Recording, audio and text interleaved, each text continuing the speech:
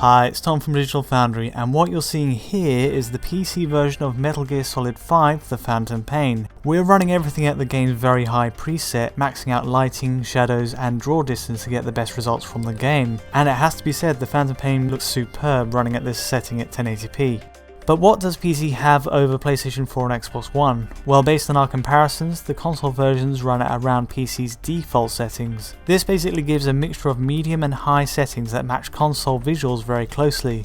But when we push all settings to very high, you begin to see some advantages on PC.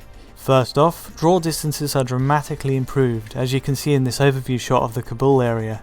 Foliage on the ground draws in at a far greater distance on the top model detail setting, whereas surprisingly PS4 and Xbox One use a setting closer to low. For a comparison, look down the valley here as we switch between settings. This is PS4, now low, now medium, high, and now very high. Now we go back to PS4 once again. Notice the difference as we switch between low and PS4 on the ground here. It's a minor change, but it does show consoles use their own bespoke setting for draw distances.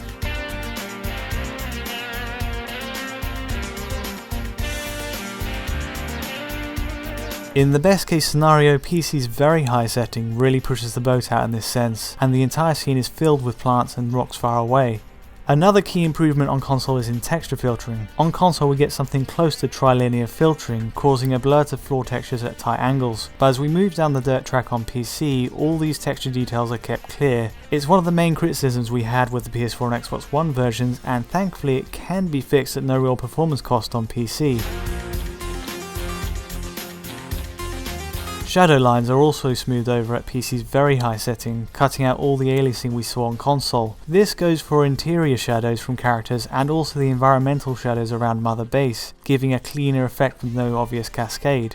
On top of that, ambient occlusion draws in at a greater range on PC too. Now, as with Ground Zeroes, lighting also benefits from PC's top grade treatment. Though subtle, we get screen space reflections, an effect that has Big Boss cast reflections on walls nearby. It's hard to catch in broad daylight, but the spotlights around Mother Base at night bring it out well.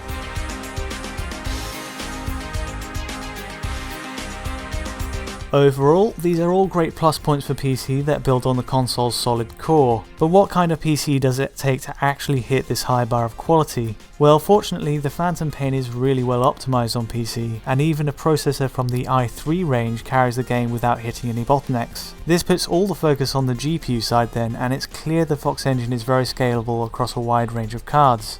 To match the console experience, we'll need a minimum of a GTX 750 Ti. At default settings, 1080p, and looking to hit 60 frames per second, this card is a good choice, but you will need to resort to some overclocking to get there. Sadly, at stock clocks, hectic firefights with exploding barrels cause the card to drop to around 50 frames per second, showing a bottleneck in its memory bandwidth.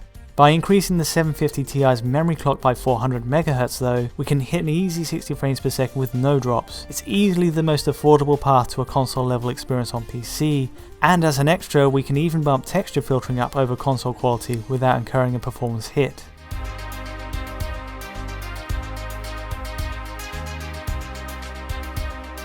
As for maxing out all settings at 1080p, we need to go for a much faster card. From our tests, the more expensive GTX 970 is really needed here for 60 frames per second gameplay with no drops. We get to very high settings easily on the card, although there are more affordable options if you're happy to drop a few settings.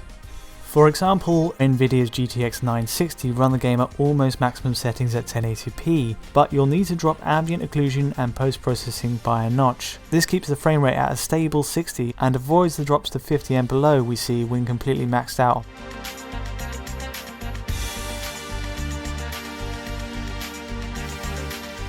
Anyway, that's all for now. If you like this analysis, feel free to like and subscribe, and until next time, thanks for watching.